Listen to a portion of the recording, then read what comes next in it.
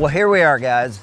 Bull Shoals Lake. It basically straddles the Arkansas-Missouri border. It's one of the most beautiful lakes to me in Arkansas and Missouri, either one. Bull Shoals, to me, one of the biggest things, I guess, that comes to mind, Forrest Wood, for the fact that he developed the Ranger boat, and it was developed just down the road from Bull Shoals. And then you look at the Ozarks as a whole, Bass Pro Shops, and what Johnny has done to help, contribute to just the whole fishing industry. This lake right here is the reason that I got my shot at professional bass fishing. Finished second in a Central Pro-Am championship here, won a boat, Ranger boat, and it gave me the opportunity to have enough money to afford to enter my first full season of the Bassmasters. If it hadn't been for Bull Shoals Lake, I probably wouldn't be standing here breaking Bull Shoals Lake down for you today. Probably one of the coolest things about Bull Shoals Lake to me is just its sheer vastness. I believe the lake is somewhere in the range of 70,000 surface acres at normal pool. And that being said, this lake will fluctuate 30, 40 feet a year. And I would have to believe that when you talk surface acres, it may go up to 80, 85,000 surface acres and probably 1,400 miles of shoreline when this lake is a complete full pool. One thing I'm gonna have to say is when you talk to any bass fisherman across the country, one of the first things we do when we show up at any lake across the country is you're gonna break that lake down into different sections. When you zoom in here, this is the very lower end of the lake, Bull Shoals Dam. So basically anything from the dam up here to this Theodosia area, just slightly into the Theodosia arm, this is what I'm gonna call the lower section of the lake. When you get past Theodosia, from Theodosia all the way up here to Lead Hill, right here where we're setting, this section of the lake is what I'm gonna classify as the midsection of the lake. All of these creeks have the potential to produce fish year round. And then once you get above Lead Hill, and it's really obvious when you look at the map, this is definitely what I consider the river arm of the lake. You can go from Lead Hill all the way up here to the base of Lake Taneycomo, which basically is the tail race that comes out of Table Rock. When they built this lake, their main purpose in building this lake was for recreational use. So basically, when they came in here to develop Bull Shoals Lake, they clear cut this thing. All of the timber that you find on Bull Shoals is on bluff lines where they couldn't access it to bulldoze it or cut it. There's very few boat docks on Bull Shoals. Arkansas, it is tough to get a dock permit. You've got a lot of ledge rock, you've got a lot of bluffs, you've got pea gravel, you've got clay. Channel swings, to me, are a huge deal, and points. Bull Shoals has got literally thousands and thousands of points. Those are two things that you can always count on catching fish almost any time of the year you fish. The very back ends of these creeks, even when the lake is at normal pool, offer some shoreline buckbrush, and they offer some laydowns and logs that just get washed in from floods. Largemouth, smallmouth, and spotted bass. Largemouth are probably the prevalent fish, in my opinion, when you're talking size. When you talk forage, every imaginable type of perch in here. You've got threadfin shad, you've got gizzard shad, you've got shore minnows, crawfish. This lake has got it all. When you look at the surrounding area, like I said, I grew up here in the Ozarks. I've spent my whole life here. And, one of the coolest towns to me is Flippin, just for the fact that Ranger boats are built right there in Flippin, Arkansas. Cotter, Arkansas has some amenities. Mountain Home is probably the biggest town when you talk about, hotels and things of that nature. The other thing about Bull Shoals, I believe there's somewhere between 15 and 20 core operated camping areas, parks. Some of them are fully improved with full hookups. One of the other really cool features of Bull and where it's actually located is if you stay at Table Rock at Big Cedar Lodge, you can literally drop in the upper end of Bull Shoals in just a matter of 20 or 30 minutes. You can put in end to end on this lake. I will have to say my favorite areas are definitely probably this midsection of the lake, Lead Hill, Tucker Hollow. Those are the places that I generally put in when I'm coming to Bull Shoals.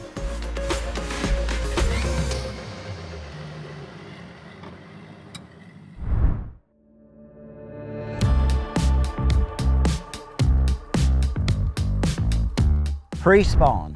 We all know from the winter times of the year, these fish are gonna migrate up into these major creeks. I mean, the shad get in the creeks, they're gonna migrate into these creeks utilizing the creek channels. And to me, that is probably the biggest thing when you start talking pre-spawn, where you're gonna catch these fish. And as you get into pre-spawn, I mean, typically, you know, the days are getting longer, the water temperature's warming up. Chances are you've had some spring rains, you know, that could be putting some runoff in the back ends of these creeks. All of those things gotta be taken into account. All of the White River chain lakes, fish are known to really migrate to the backs of the creeks when we get some good runoff in the spring. The other thing I'm gonna keep in mind is those channels and points. To me, if you wanna be successful anywhere you go across the country, if you will utilize your mapping and understand where the creek channels, the ditches, the drains, all of those things come into play as to where these fish are gonna migrate to and where they're gonna stop to feed. So points where, you know, generally when you get to a steep bank, a bluff section, it's gonna transition off the end of it. You typically go from ledge rock to broken rock, possibly into gravel or clay. There are those times, you know, early in the pre-spawn period that they're gonna be on the steepest stuff that you can fish. But I really like to try to find them in those transition areas when it comes to pre-spawn fishing. Oh, largemouth ate that dude good.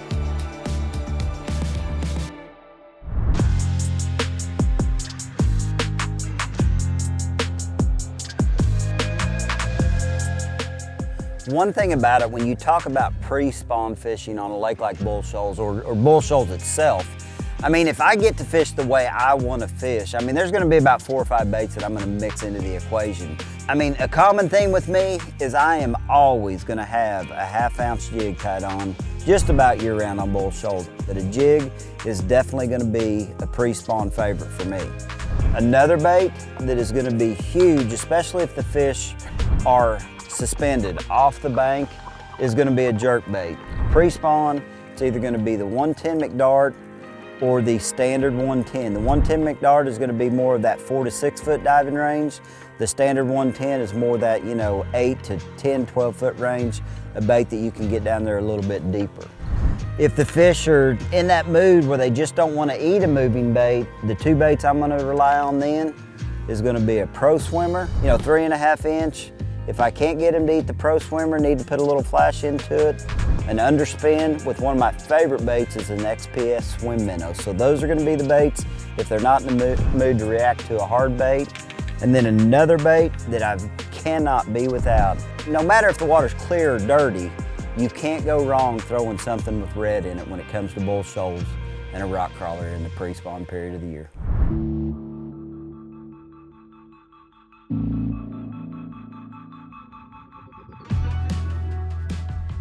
All right, so now that we've talked about the pre-spawn period, I mean, where these fish are gonna transition and travel into these creeks, and you know, I've talked a lot about the creeks and the major migration routes and the fact that when you get runoff, the back ends of these bigger creeks can be a big deal. One of my favorite creeks on Bull Shoals is Shoal Creek. Had a ton of success throughout the years, and it's just a creek that, you know, it offers a lot of different things. The one thing I will say about Bull Shoals Lake and a lot of these highland reservoirs is a lot of these fish will spawn really close to these channels, sometimes even on the channel bend, as long as they've got the right mix of rock, you know, some ledge rock with some gravel that is washed off the bank. So don't ever think that you have to go into the actual flatter pockets to catch spawning fish. They're gonna be easier to see. You're gonna be able to see them from a farther distance, but I think some of the most catchable fish are the ones that are spawning closer to where these creek channels actually swing up and touch the bank. Not to say that I won't ever slip on off onto this flat. You know, these fish are gonna migrate up this channel, and yeah, they're gonna migrate on down this flat even when the channel kicks off of it, but I'm not gonna spend a ton of my time just fishing a lot of flat water. Don't always be, I guess, pinned into that application that they're gonna go to the cleanest type of bank there is, because that's not always the case. Finally got one of them old females to bite. Indeed. Get on up here, baby. Now that right there is what we've been after.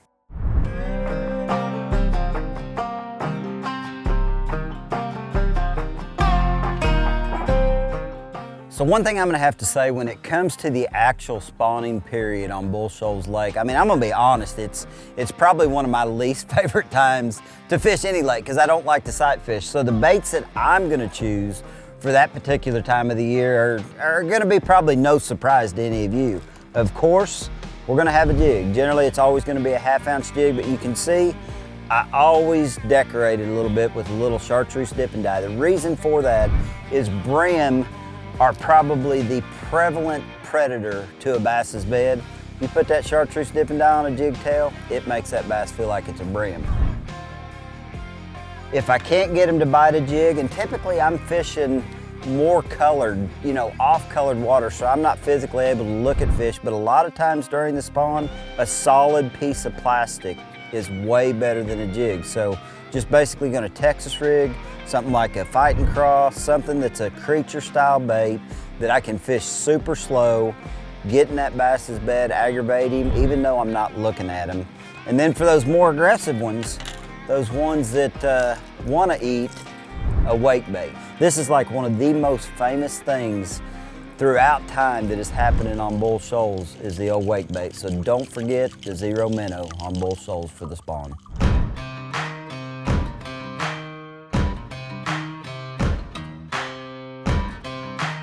All right, now that we've got you through the pre-spawn period, the spawn period, but as soon as those fish get a little bit recovered and they start grouping back up, that is what I call prime time post-spawn fishing.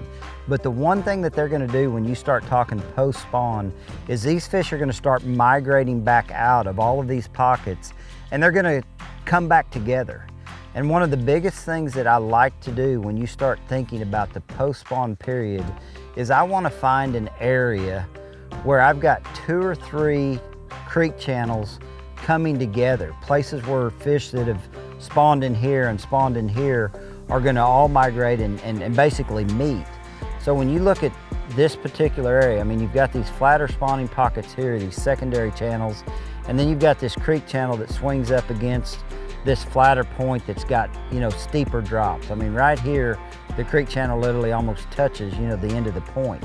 Places like that are where these fish are gonna group back up. And anytime that you're fishing in the post-spawn, the one thing that you have to realize is sometimes these fish are gonna be down on the bottom. I mean, they're gonna be, you know, close to that drop, but there's gonna be a lot of times when these fish actually get up in the water column. So the post-spawn time of the year is one of my favorite times of the year to fish. If you put yourself in these key areas where these fish are gonna migrate back out after they've spawned, you're gonna be super successful in the post-spawn period of the year.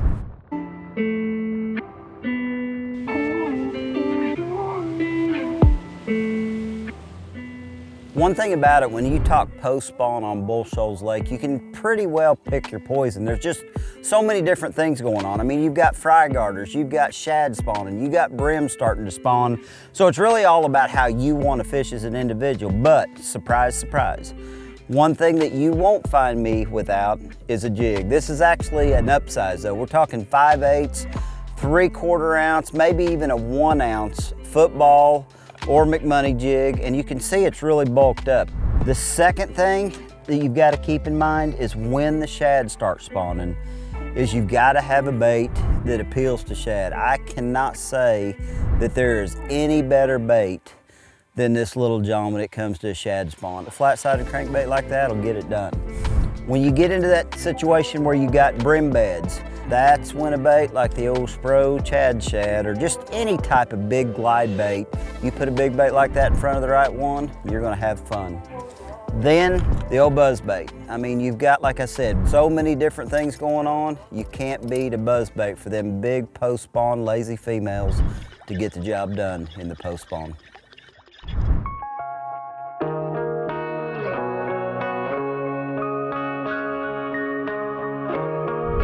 All right, now that we're past the post-spawn period, you start talking about summertime. And one thing about it, I mean, the creeks can still be good when you get into that summertime period, but generally the creeks are warming up a lot more than the main lake. So a lot of times when it comes to summertime, I am really, unless I'm in a great big creek that's just almost a, you know, an entity of its own, the main lake is where my summertime focus really starts coming into play. But again, creek channels, bends, and points are one of the key things, regardless of what I'm wanting to do in the summertime.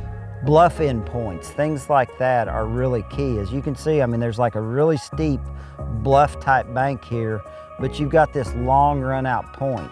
Probably the biggest thing about summertime fishing is establishing what depth those fish are at. And that's the reason that, you know, map shading is so important to me. I mean, like right now I've got my map shaded out to 28 foot. The one key thing about Bull Shoals when you start talking about summertime fishing is Bull Shoals is going to develop a thermocline. Those fish are going to live above the thermocline only. So basically, if the thermocline is at, you know, let's just say the thermocline is 28 to 30 feet, the blue line is 22 to 28. So most of the fishing I'm gonna do, I'm gonna maintain my boat control on the thermocline itself. But not saying that you won't catch them up shallower at times, but the majority of the bait, the majority of the forage is all gonna be out here where the thermocline is actually formed or above it.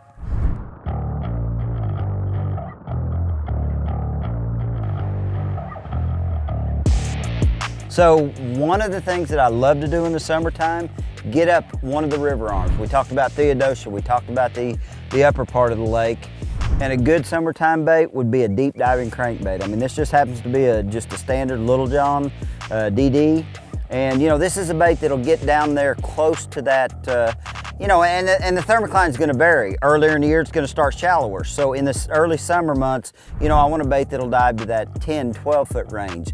As the summer proceeds on and the thermocline pushes deeper, I'm going to increase the size of my deep diving crankbait to equal the depth of the thermocline. Surprise once again, you cannot go wrong with a jig on Bull Shoals Lake. Summertime, I'm typically going to size my jig down though. I mean, you can see this one's trimmed up a lot more, a little bit smaller, compact trailer on it. Generally still gonna be throwing something relatively heavy, 5/8, 3/4, something that I can get down there to the thermocline, keep in contact with the bottom. So if you want to fish the clear water, the lower end of the lake, the main lake more, you know, there's two trains of thought. I think you're gonna have to lighten up. Lighter line, smaller baits, but in the summer, I am gonna upsize the swimmer style bait that I throw a little bit over, you know, what I would throw in the spring. But in the summer, I'm gonna go to a 3.3, a 4.3, something a little bit bigger, you know, 10 or 12 pound test line. Then you cannot not come to Bull Shoals and have a drop shot, whether you're throwing a shaky head, a drop shot, some kind of a worm, something to drop shot, something to get down there and fish around that thermocline is going to be a guarantee, especially to catch those spotted and smallmouth bass.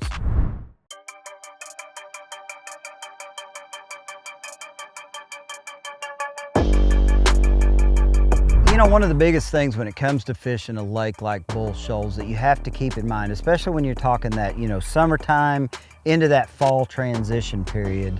You know, I've talked about the fact that the thermocline's out there developed and everything's gonna stay above that thermocline.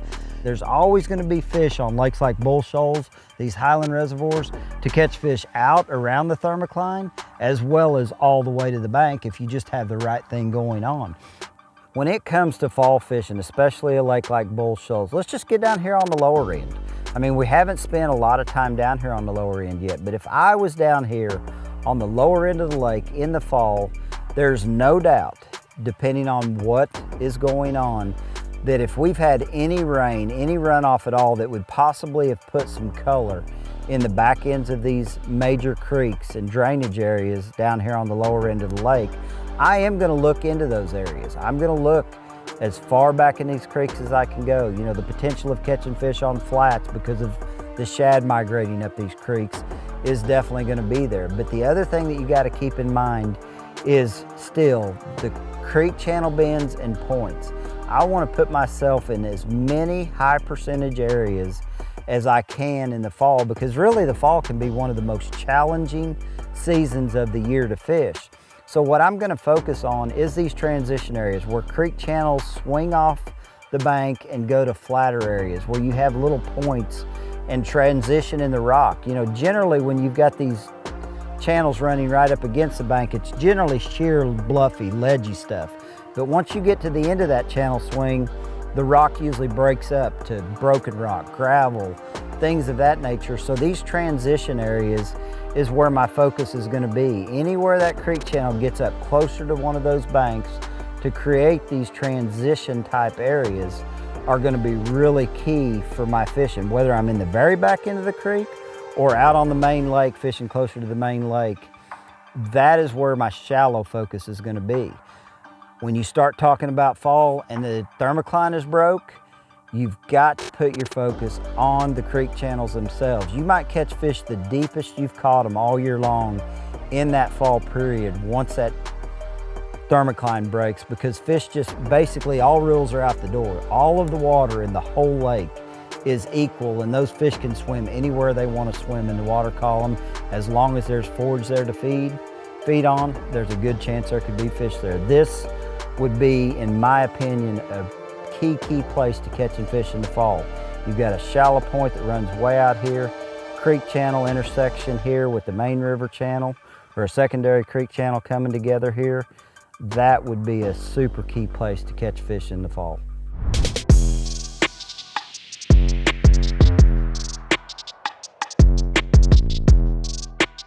Basically, we're in the very back end of a creek. I've followed the creek channel in here, looked at the transition areas that I've talked about.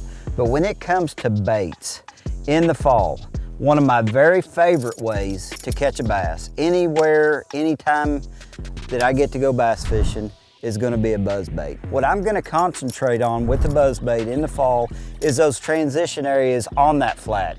Another bait that is super big for me in the fall is gonna be a plopping style bait. This happens to be a Spro Cyclone. Good, subtle plopper style bait when you're trying to cover a lot of water. This bait typically is a bait that I'm gonna throw closer to the bank in those transition areas that I was talking about. Probably a bait that I have won as much money on as anything is just a jig. I mean, I've got a 1/2 ounce jig here. This happens to be a Big Bite McMoney jig. And this is a bait that I'm gonna have laying on my deck anytime I'm fishing in the fall. I can do so many different things with this. Another bait that cannot be overlooked is a crankbait. I mean, this particular one is a rock crawler. It is the rock crawler 55. This bait will dive anywhere from about 9 to 14 foot deep. So it's a bait that I'm always gonna have tied on in the fall. That right there is the reason that I throw that translucent color. Just make sure that they can't get a good look at that bait. And it'll definitely help get you more bites in these clear water, light wind type days. And then the curveball I talked about is the fact that when you get to fall, you've always got to take into consideration that those fish can be anywhere from 6 inches deep to 50 or 60 feet deep. And that's when baits like these are gonna come into play in the fall. You know, 1/2 ounce spoons, blade baits, flutter spoons, those are the baits that I'm gonna keep in hand when I get in the fall and I run into those situations when I've gotta go deep. No heavy one there. Now that one is definitely one you'd want to put in your box. I mean, look at the belly on that thing. It has been eaten for absolute days.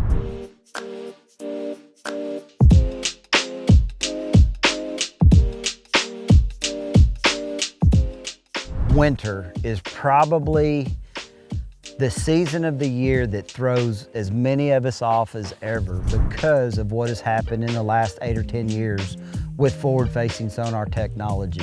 It's a keeper. Little fat dude just been eating like crazy down there.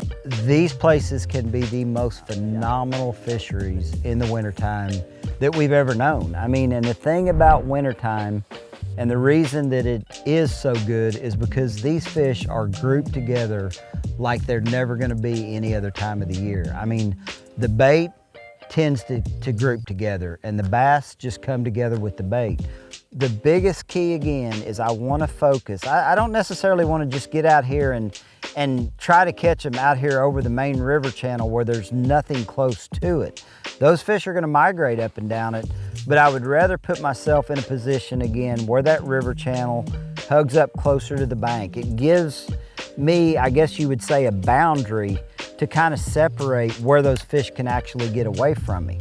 So they're gonna migrate up and down these channels. So any place you've got these channel swings that swing up next to what I would call a bluff end point, those are gonna be really key areas. It gives those fish the opportunity to be able to, push shad up against a hard bottom, up against something to be able to ambush them better. Same goes if you start talking about fishing shallower water in the winter. I may do more of that in the creeks, but I'm gonna focus on these areas where the channel swings up closer to the banks, where I've got transition areas, points, creek channel bends, and you're gonna be successful. There's a variety of ways you can catch them, but if you keep those things in mind, regardless of where you're at on the lake, you're gonna be successful catching fish on Bull Shoals in the wintertime.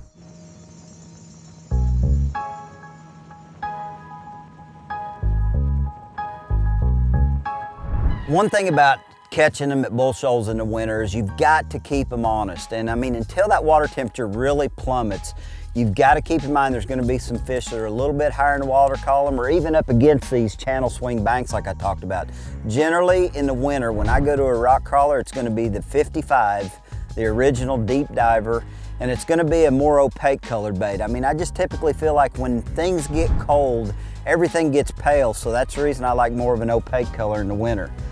For those fish that are high in the water column but aren't relating to the bank, that's when the original 110 size jerkbait, either in a 8 to 10 foot diver or even a +1 110, the McStick 110 +1 or just the standard McStick, are a good bait. When those fish are high in the water column, you're looking at them on live scope, and you need to get a bait down there that they'll react to. And then you have to have it due to forward-facing sonar, and when those fish get really deep, depending on what size bait fish the fish are feeding on, we're either going to be throwing a little jointed jerk minnow or just a standard jerk minnow. And this size head can range dramatically depending on how deep those fish are. I mean, if you're catching fish down there in 35, 40 foot of water, you're talking 3/8, ½ ounce, 5/8 ounce jig heads. If they're high in the water column, that's when you're typically sticking to the 3/16 to 3/8 size. So those are my winter choices when it comes to Bull Shoals. Big old largemouth. Isn't that crazy? Check that out. Now that is what it's all about.